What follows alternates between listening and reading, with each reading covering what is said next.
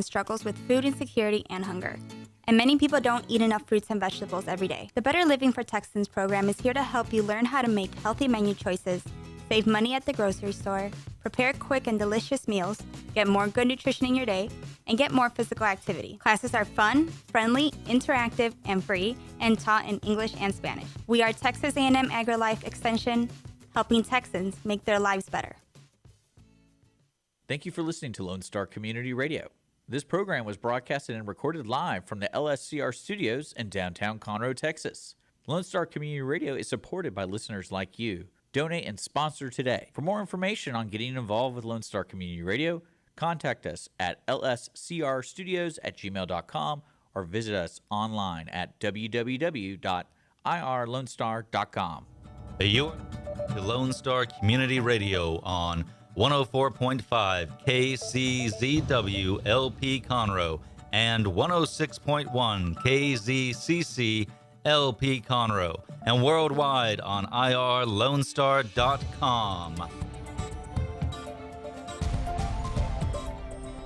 Good morning, ladies and gentlemen, and thank you for joining us this morning on the weekly business hour. Whoa, what a week it's been. But we're glad to be here and talk about some of the topics and ideas that hopefully are relevant to you, your business, and things that potentially you could implement today if you so choose to do. Lone Star Community Radio is located in downtown Conroe, Texas, first floor of City Hall.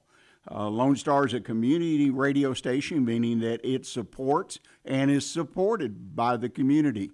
As a nonprofit, it allows individuals in the community's groups to come in, do their show, get their message out at no cost.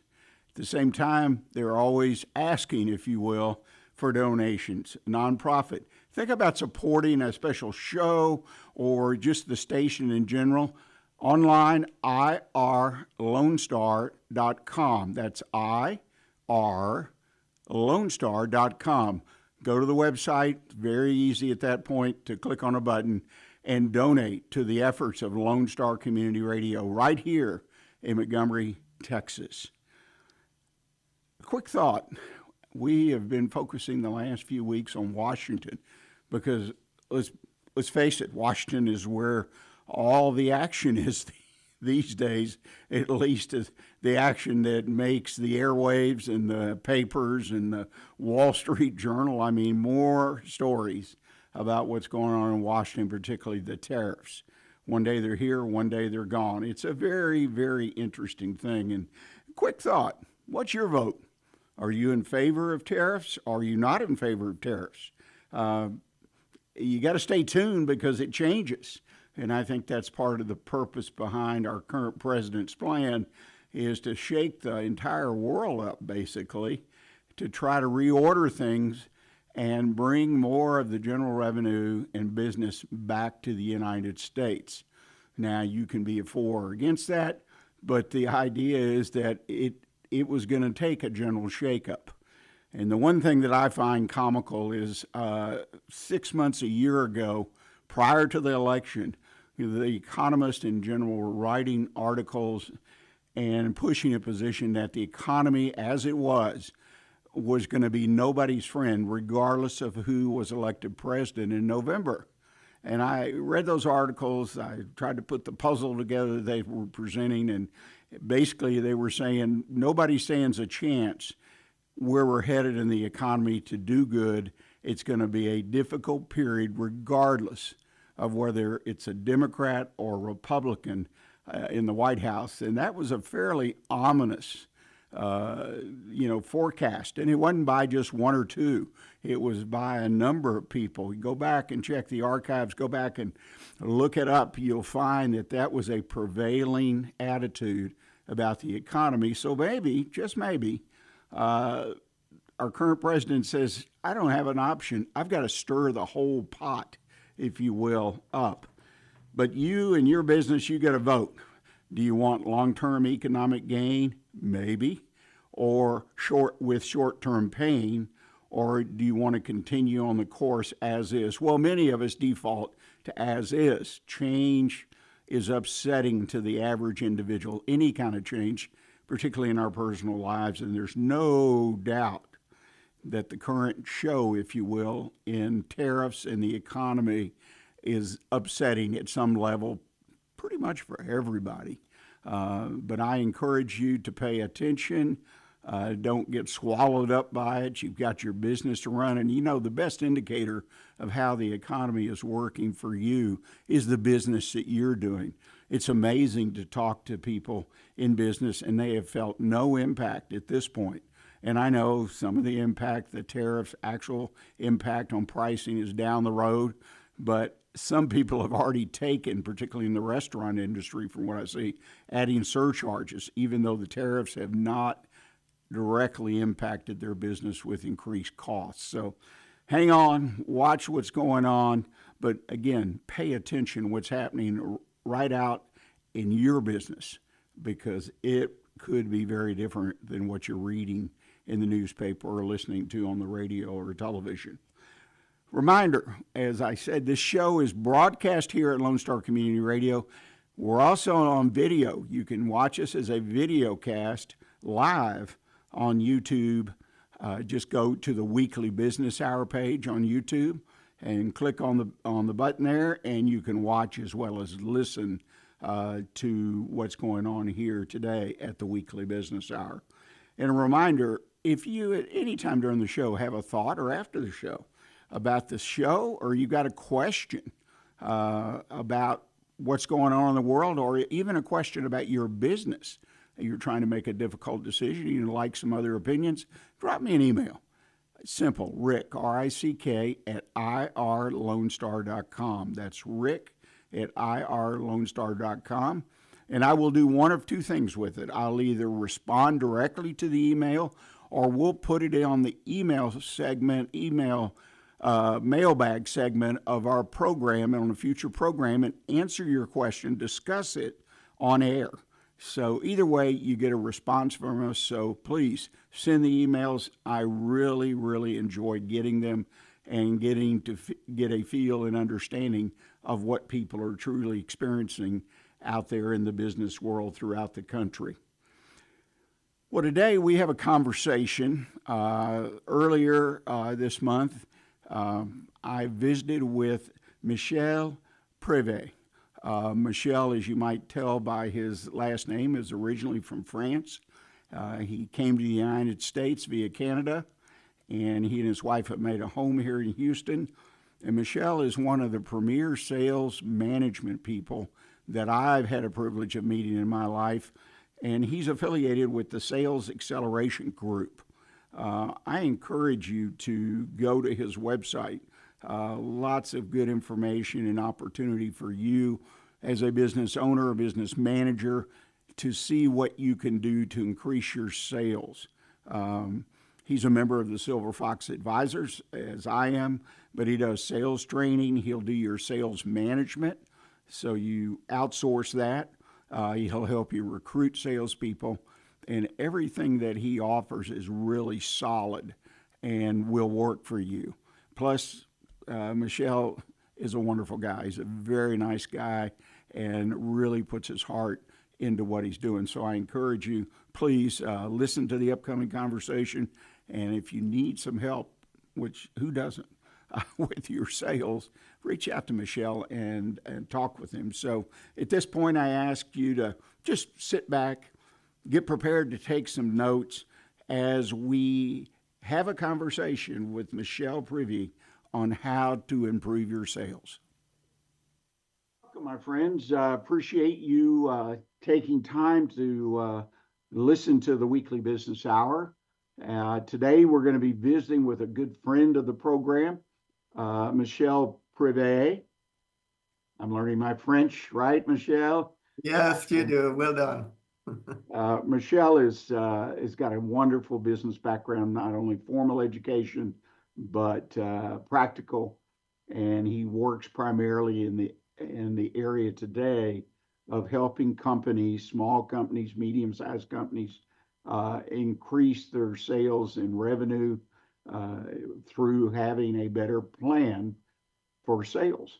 That's the way I look at it, in revenue, and strengthening the sales force, if you will, of a company. And he's got a couple new concepts. Recently, he published an article about a family business and that did not have any particular sales management plan in place.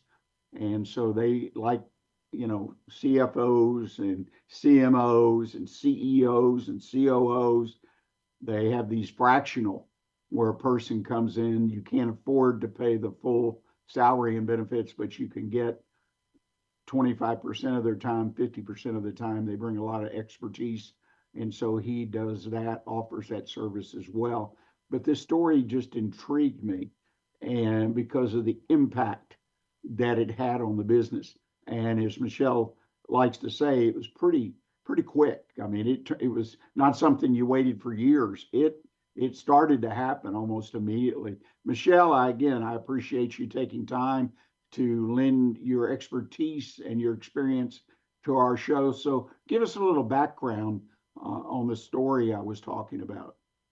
Yeah, so thank you for having me, Rick, today. So the background is that two siblings took over a family business that was started from their grandfather. It's a distribution company.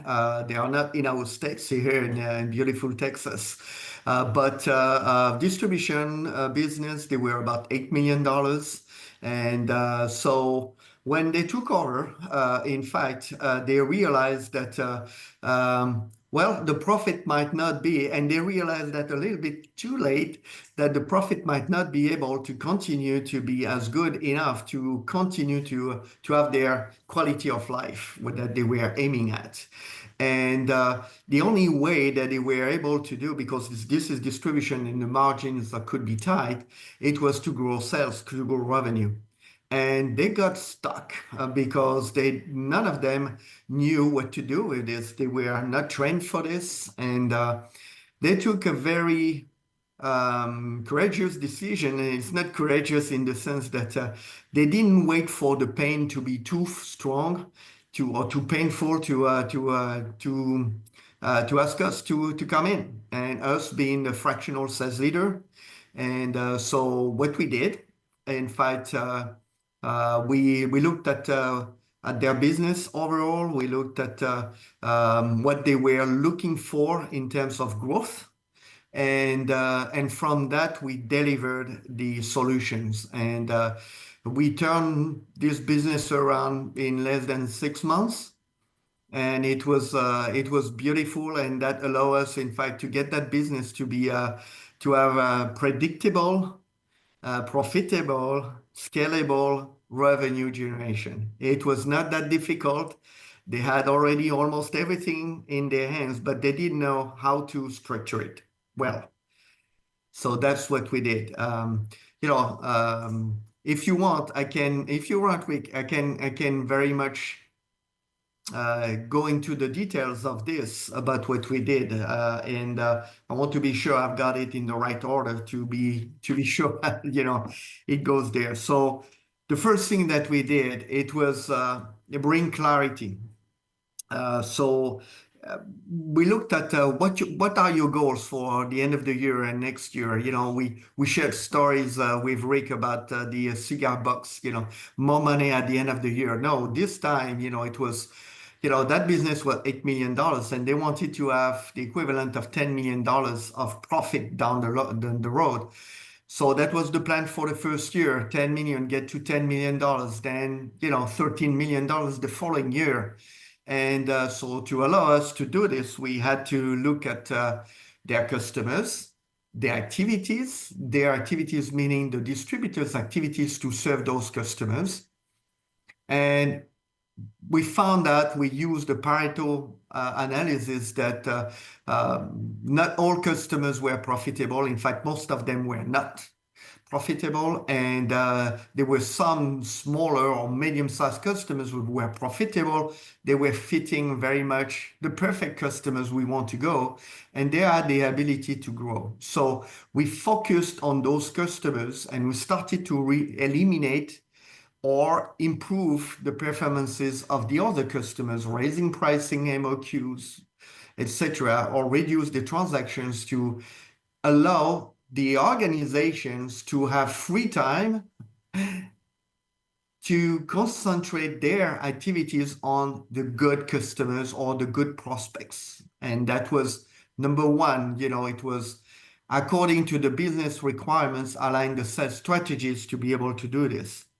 The second thing we did is we brought clarity for the employees.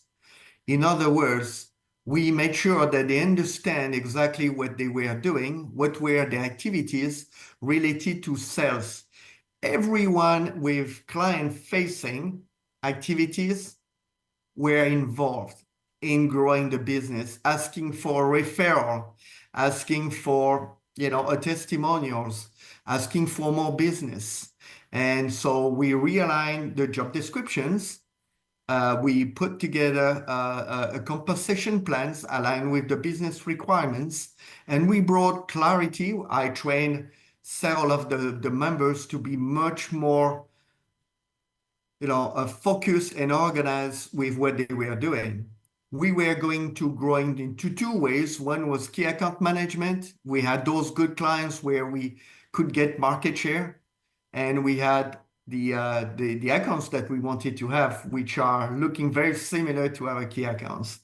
There are things we did, and that's what the predictability is, that we align their marketing, sales, customer service processes together to be sure that we have a continuous cycle and the ability to grow independently of who will be doing the business. So if they lose an employee or they have a big customers, we were able to grow without pain.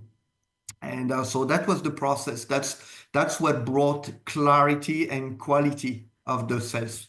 And then one of the things, not to interrupt you just for a minute, and you mentioned the clarity issue, and a lot of businesses don't really understand, business owners, managers don't really understand what that means in a broad sense, where your employees are, I don't want to use, ill-informed, or they're not informed, they're not educated to what expectations are, or what they know their job, but what is their job? And I'm always amazed when I go into a business, because I've been doing this almost 20 years, and I meet the workforce, whatever that is. It could be truck drivers, it could be delivery people, it could be whatever, office people, and how many of them, in fact, most people, work at a business. It doesn't matter how long they've been there, how many years, but they don't really understand the business, what's this? And when you come in, particularly, and try to implement change like you're talking about, which will give everybody a better, I'll use the word broadly, a better life.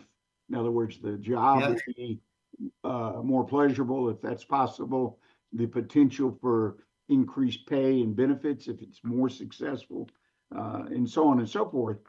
But you come into a group that has never been connected to the business in very important ways.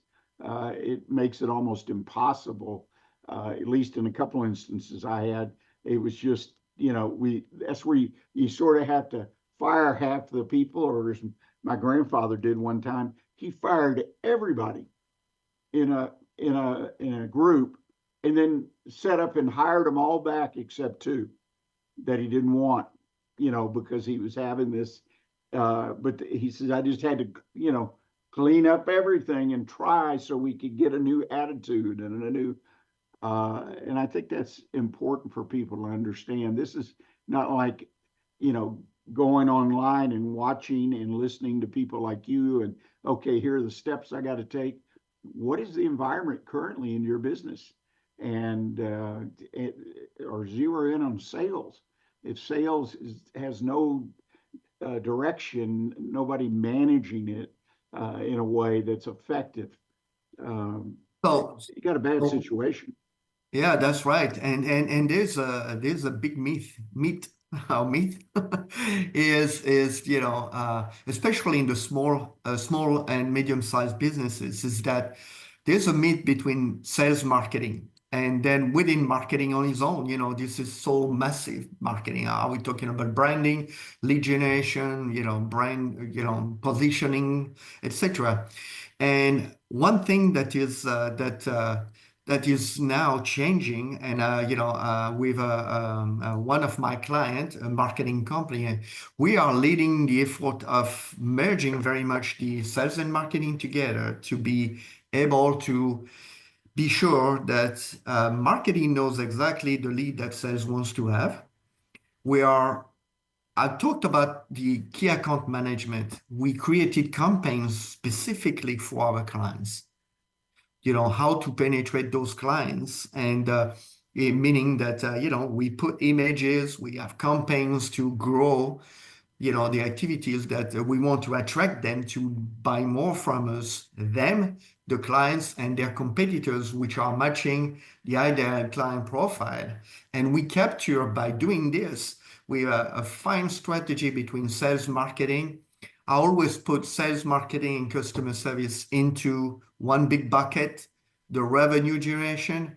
And you might see here on the title that, I'm looking at architecture. It's a structure that you are building that will allow that cycle of the full customer's journey, in fact, to be taken care of. And it starts very much with foundations like we did with this specific company. And we modified the messages. We modified the businesses. And the two siblings who inherited the business, so suddenly they were smiling. They see where to go, and whatever we did for them, because me plus all the fractional specialists that I brought in, allow them to be completely independent of us until something else will be happening. If they need to acquire more, if they need to grow, if they need to merge, if another event happening, they know where to find us to be able to help them. So, but that's to answer your question. It's a long answer to your question, Rick, is what is happening in our world is with the incoming of AI, et cetera, and that could be a complete topics on its own, but is to have marketing, sales, and customer service going together. The cost of acquisition of our clients is very high. One of the first questions that I asked the company, what's your attrition rate? For example, in this case, you had $8 million, $9 million actually, but because the attrition rate was 10%, the plan to get to $10 million was not $1 million, it was $2 million. And we had to work, of course, on, try to find this additional $1 million from our existing clients, but another $1 million from, new clients coming in, profitable ones. And we had to work on the attrition rate. The attrition rate, we had to reduce the attrition rate as much as we could to be sure that the clients that are important, that were important to us or to them, the business owners, were not leaving. And by learning how to do this, it gave us some very important tips in the business why the clients were buying from us. And we use this piece of information to tailor our marketing to attract the customers we wanted. They realized the value because we learned from our clients the value why they were buying from us. Right. And that's priceless as well. There was a complete disconnection between what the owner thought it was and what it really was. And I suspect you find that often, especially Yes. with small business, even if they've been in business and survived, if you will, and even if they've grown for 20 years or 30 years, they still have never taken time to step back and understand what the customer really wants, which changes, maybe not overnight, but it changes over a period of time quite often. And the business owners in your typical small business don't seem to keep up with that. They have a lot to keep up with. They wear many hats, as everyone on, but that's important to keep up with that and have a sense of who your customers are and where the most profitable customers are, and profile it and then find those people. Which today's world, with all the data out there, you can find people that fit your profile a lot easier, I think, than you could 5, 10, 20 years ago. Yes, but in the same times, your competition knows about it as well. So it's you have to fight. You have to first stop fighting against yourself as a business owner in terms of your customers and the structures to support their business, their customers there. If you have to without spending money on recruiting someone else. No, you could find, in fact, eliminating all the waste, raising the efficiency. We talked about AI. Now you have AI tools that are able to automate plenty of things that we do. And then with this efficiency to have a very strong plan, focused plan to get to where the revenues are, and the revenues are coming from customers who are your product or services are fixing important things for your customers. And once you know this, and this is very precious of information to get, I used a technique that we used to do when I was younger with more hair, when we were doing merger and acquisition at Tyco. It was to smile all the time and have people speaking. And I use these techniques when I'm engaged with customers to try to meet their customers and have a beer with them. And ask them, why are you really buying from those guys? And they tell me the truth. And most of the time, the truth is disconnected from what my clients were looking for. We changed the ideal client profile. It changed everything. Well, you watch your cost of acquisition of a client, which again, it's one of those things that most companies that I've ever dealt with have never sat down and figured it out. And I remember we started a company, and I was working with a young man who I hope would take it over and run it and so on and so forth. But I sat down with him and I said, "What does it cost you to get a new client?" And but he didn't have the business background, and I respected that. And I was there to teach him. That was my role, so to speak, to turn it over.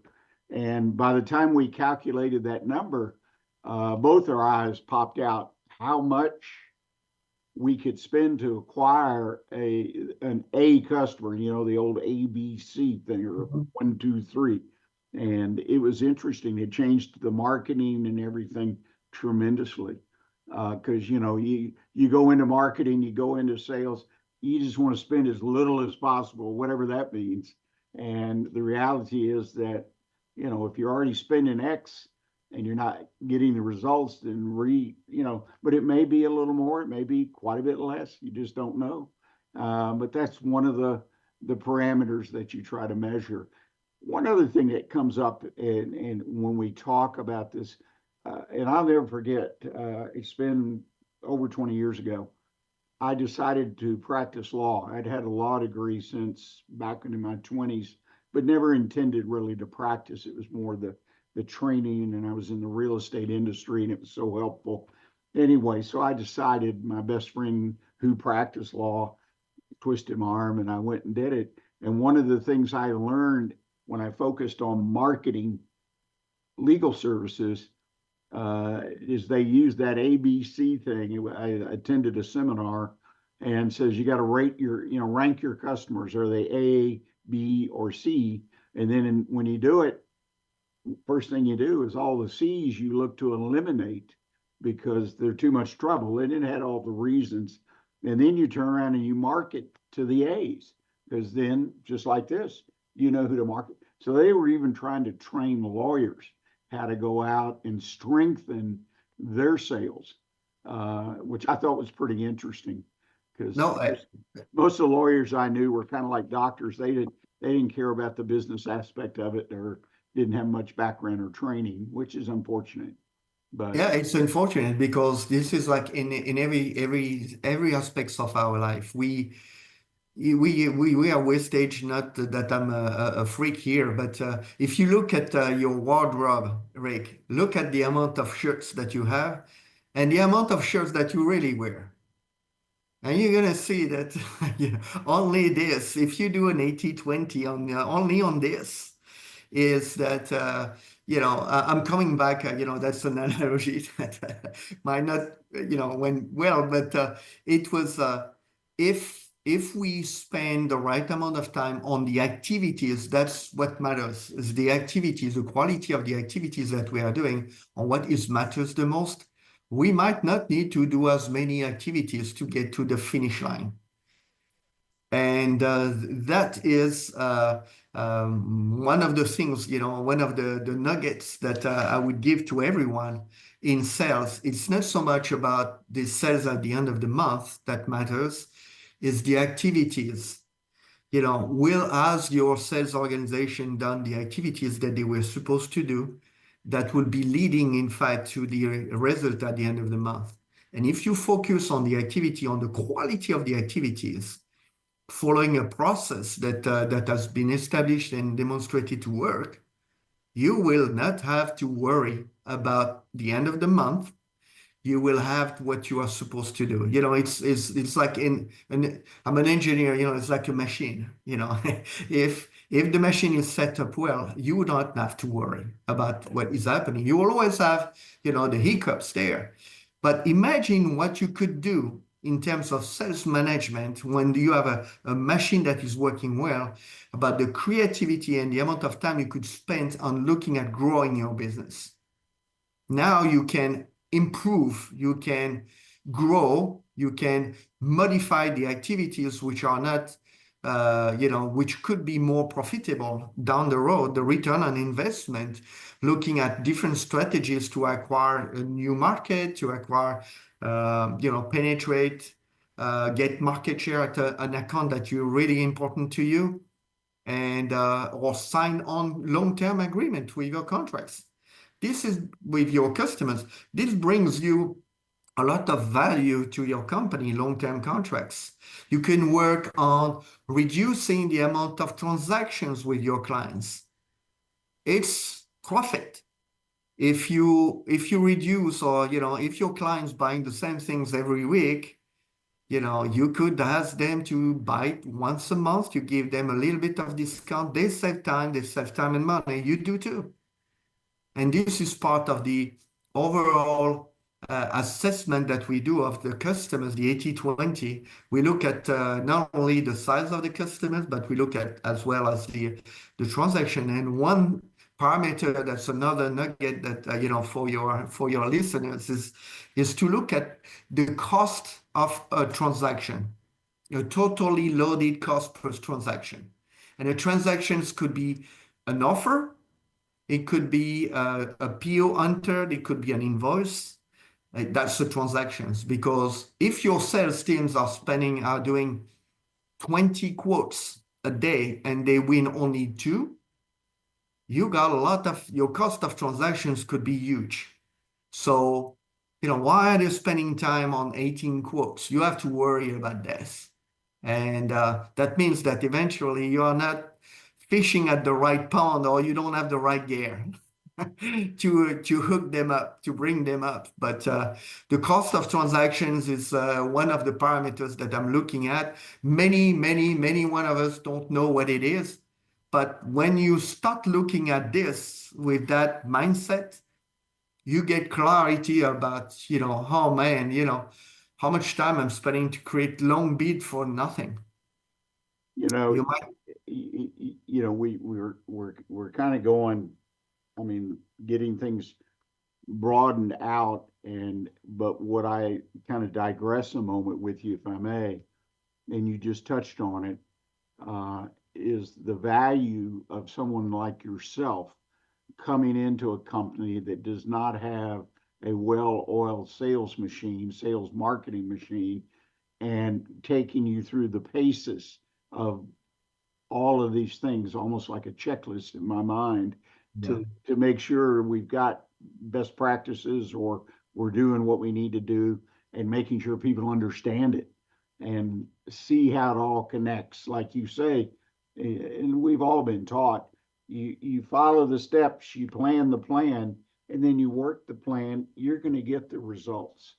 And, in most cases, and unless you have a big hiccup instead of a little hiccup, what that happens. So interesting though. So the value proposition that you offer someone is what?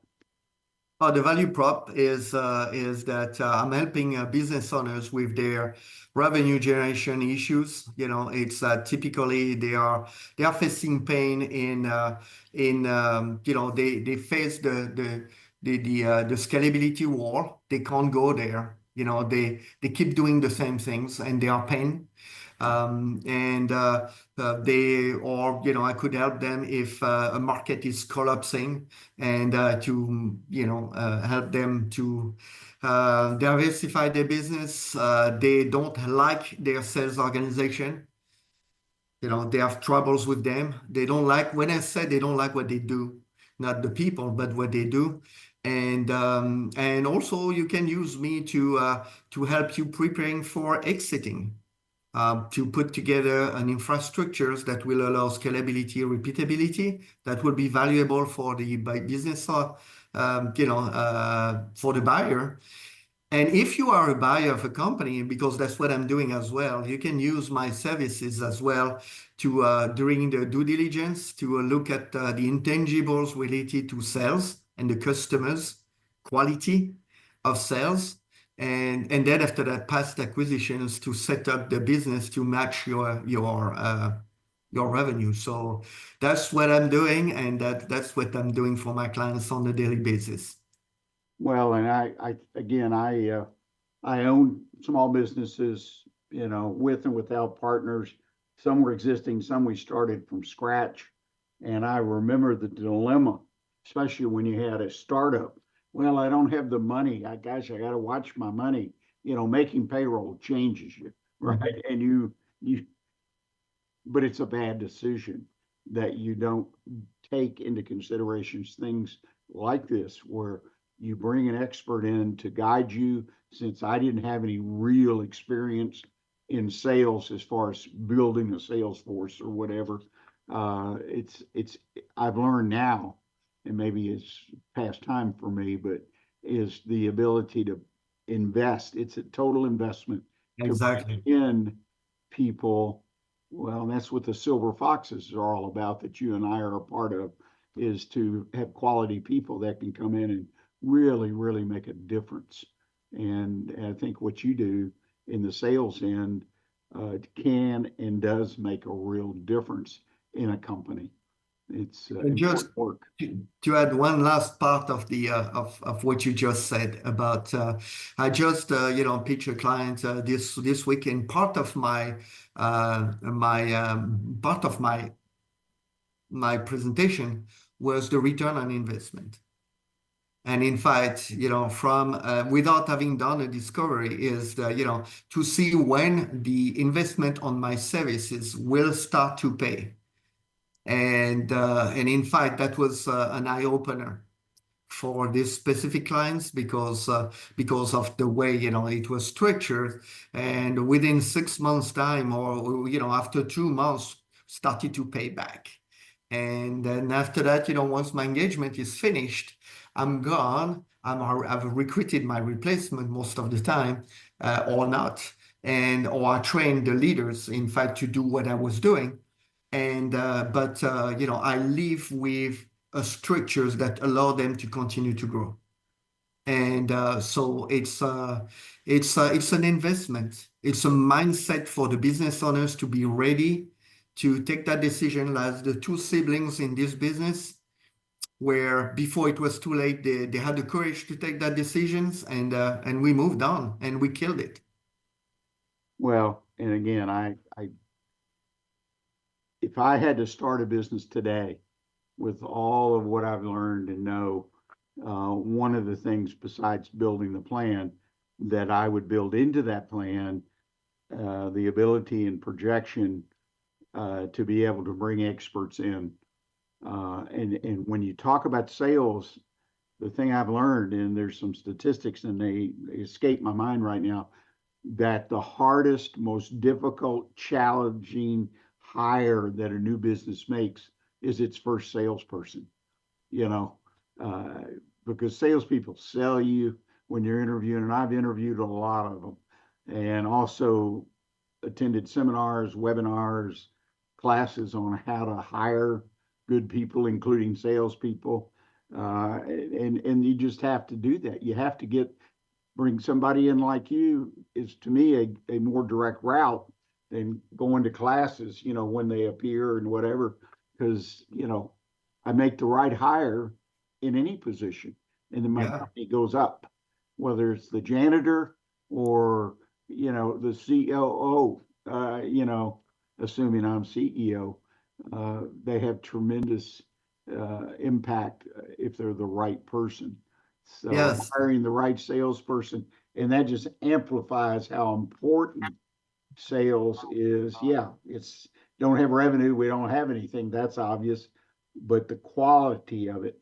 And I think most of our small business organizations and medium and even large, it's amazing to me, but I won't get off on that, need the help to establish, create, run, measure their sales force. And there's a lot of room for improvement. So it's very interesting. And the value of bringing someone like me into that business or someone like you in the business, it's another view of the business, a different view from the within. And there are some obvious things that are, some low-hanging fruits that we see almost immediately, and it could be, taken care of.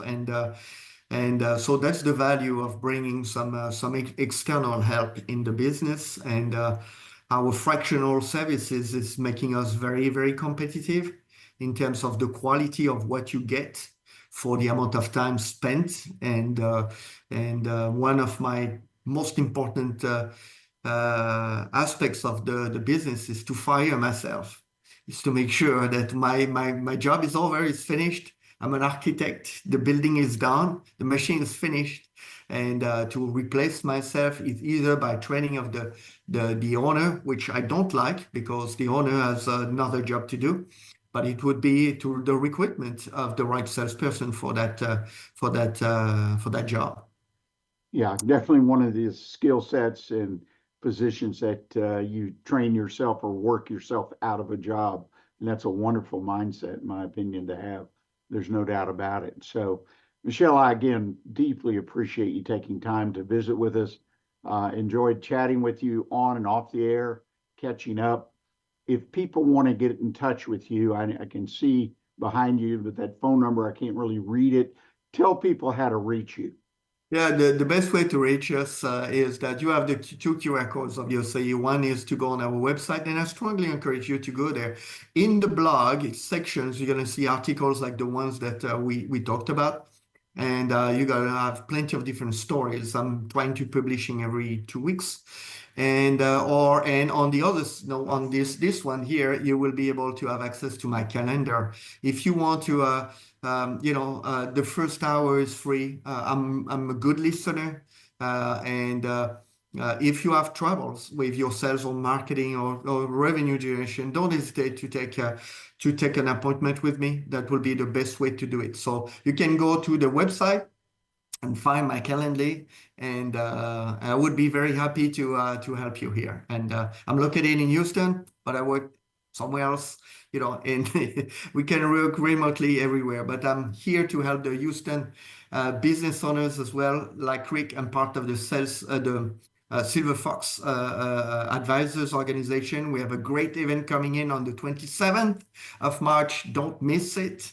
At the Maggiano at 11 o'clock, our colleagues will talk about the stories about, selling, exiting the business, doing it, and the life post acquisition. Very important program. The one thing, and I 100% agree with you, because you have three people lined up who have wonderful experience in the exit of a business, and so how to do it, real hands-on experience, as well as a lot of book learning. but exiting the business, and I learned this from our mutual friend Monty Pendleton, one of the founders of Silver Fox. It starts the first day. Uh, and I happen to personally believe that you may have a business plan, you may have a strategic plan, a marketing plan, but the umbrella is the exit plan. So it can be very basic and but you keep your eye on, you make decisions all the time that point wherever it is that you decided and how you've decided. And the thing that drives me even more, as I learned from Rich Hall, who will be on the program, how very few business exits are successful as far as if you're selling your business or even transferring it to family. So many businesses, 60, 70% end up just basically getting locked up or sold off. It's amazing. And this is very, very, very, very sad. So uh, And I this can't imagine a business that that don't plan for value at the end. In other words, I go off the payroll or the dividend, but to sell it, it has value. I've built something of value. So anyway, but thank you again, Michel. As You're always, welcome. it's a lot of fun and very educational. Ladies and gentlemen, just to remind you, a video uh, podcast of today's program will be available in the next day or two. And I encourage you, you can simply go you can go to my website at onebestconsult.com. You can go to the Lone Star Community Radio website, which we broadcast from, irlonestar.com. Click on the program button, click on the drop down at morning shows, and you'll find it. And you'll find, in fact, a number of past shows are there. But I'd appreciate it very much personally if you'd share that with other business people, and so that they can potentially become a listener and a contributor to our program. So please. And Michel, I'll be making sure you have a connection to the program and encourage you to share it as well. Wonderful, wonderful session at this point. And ladies and gentlemen, we're going to take a break right now in the program, and appreciate it if you would stay with us. We'll be back in just a moment. Thanks. Well, ladies and gentlemen, I hope you enjoyed our conversation, Michel Prive and myself, and I hope you've been able to pick up some ideas about your sales. And there's a variety of things that one can do, even in a small business, even if you just have one or two salespeople. My experience, half the time the salesman is the owner of the business. So maybe you need some training yourself. We're going to take a short break here in a moment, but I just want to remind you of a couple of things. Again, if you've got something you want to say about the show, you've got a constructive idea of something new or different we could do, or you've got a business issue and you just want to bounce it off somebody, drop me a line, send me an email, rick@irlonestar.com. That's rick@irlonestar.com. We'll take a short break and we'll be back to close her out. Thanks. Lone Star Community Radio is looking for those who are interested in hosting their own talk show, with monthly and weekly slots available on Conroe's FM 104.5, 106.1, and on irlonestar.com. Start your own podcast, create your first YouTube channel, and be on TV. Contact Lone Star Community Radio online at irlonestar.com or call the station message line at 936-647-3776. Path to the Plate is a research-based education program that helps consumers understand how their food choices impact their health by making the connection to agriculture, learning about how food is grown and produced, and how consumers can make better food choices for themselves and their families. Path to the Plate is all about dispelling myths and misconceptions. Find out more online at pathtotheplate.tamu.edu. We are Texas A&M AgriLife Extension, helping Texans make their lives better. Well, welcome back, ladies and gentlemen. You're listening to the Weekly Business Hour, and we've kind of run the clock down, got a few minutes left, and I would like to first remind you that the video podcast of today's show will be posted by Wednesday of this week. You can go right here to the station website, irlonestar.com/TWBH, the Weekly Business Hour. Go to the website. You can find today's show on or before Wednesday of this week. It'll also be out there on social media, YouTube, the Weekly Business Hour page, and so on and so forth. So please, if you saw something you want to rewatch or you want to share it with a friend, we'd love that. Get somebody else interested and become a regular listener of our program. I'm going to close out the show, talk about something that's kind of obvious, but the question is, what are you doing with it? And I hope first that your head is on a swivel, because we're at one of those points in history where so much is going on around us. It's just hard to keep track, and it's hard to put the puzzle together as it would impact, or you suspect would impact you, your family, your business. It's just amazing. I don't think it's so dire, and I was reading a piece recently that was put together by John Janisch. He's the marketing guru from Kansas. Has done a great job over the years, written some fantastic books. I highly recommend all his books. They're straightforward, easy reads in a sense that he really puts it out there so anybody can understand it. You don't have to be a marketing guru. But I highly recommend John Janisch and his books and his programs. He does a lot of online stuff.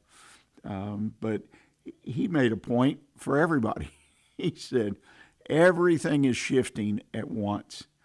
That's what's happening, ladies and gentlemen. It's a shift. It's just not things changing. There's a major shift. Now, we haven't gotten to the end of it, but there is a major shift, and it'll be interesting to see where it settles. But there is a major shift happening in American business. And the opportunity of this for you as a participant, a positive, successful individual, company, your family, everybody, your church, your other businesses, it's amazing. But you've got to be involved in that. But first, let me give you a couple of statistics that John posted in his article. It was a recent survey done by Constant Contact. That's the email program where you can send out email blast. They found that 73%, almost 3/4, 3 out of 4 people, small business owners, are not confident in the effectiveness of their marketing strategy under the current circumstances. And further, 81% are concerned the current economy could negatively impact their business. Now, what does that equal? If you put 73, 81, people are afraid. People are fearful. They're sitting back and waiting to see what happens. Well, over the years, I've read several authors who have written books and articles and been on the radio, even the TV, who have talked about the time to buy the market, so to speak, the stock market, buy low, sell high. One of my favorite books when I was growing up in college, buy low, sell high, and it had some other words with it, but it obviously it's just common sense. And John, as well as some other writers and prognosticators, all say, hey, here's the time. You got a lot of uncertainty. You've got people confused. You got people not sure where to go with their business. A lot of hesitation. That's the time to get up off the sidelines, because on the sidelines right now, we've got 80% or probably more of your small businesses. That means your competitors as well. They're sitting and waiting. They're sitting on their hands. And the opportunity is for you now, get a clear thought, stay focused, and take intentional action. Do those things. Look at the opportunities there. Does this mean you expand? Perhaps. Does it mean you buy new equipment or rolling stock? Perhaps. Does it mean you put your employees through an expensive training program that you feel would be beneficial? Perhaps. There's all kinds of decisions that can be made that are not being made right now. Because again, people are sitting on the sidelines. The key factors for you, if you decide to get up and get back in the game, is one, keep moving, always moving forward, hopefully, but you're moving. You don't have to be racing, but you need to be moving in a thoughtful, measured way. Stay even closer to your customers. Look at your business. Is it up or down? What lines are doing well? What aren't doing well? And perhaps should be cut. But your customers need, especially now, need communication with you and your company. So really step that game up if you're not doing enough right now. But I think that's a piece of great wisdom that's been offered, is staying close to your customers and actually talking with them, communicating with them to understand where they are and what your sales to them look like in the next year or two. And then finally, as always, and I'm a big proponent of this personally, is stay focused. Just stay focused, laser focused. And you can be a winner while everyone else is sitting on the sidelines. Well, thank you for joining us today. I appreciate the time you've given the program and listening to the podcast videocast. I also want to thank Mr. Michel Prive, known as the man who can sell igloos to Eskimos. I'm just kidding, Michel. I'm sure you're listening to this. But a wonderful sales trainer, sales manager who looks to help small businesses. Put a note on your calendar to join us again next Monday right here at irlonestar.com at 11 a.m. And as always, until next week, stay engaged, right? We just talked about that. Stay engaged in your business. Don't sit on the sidelines, and keep your focus on what counts in your business. Thanks.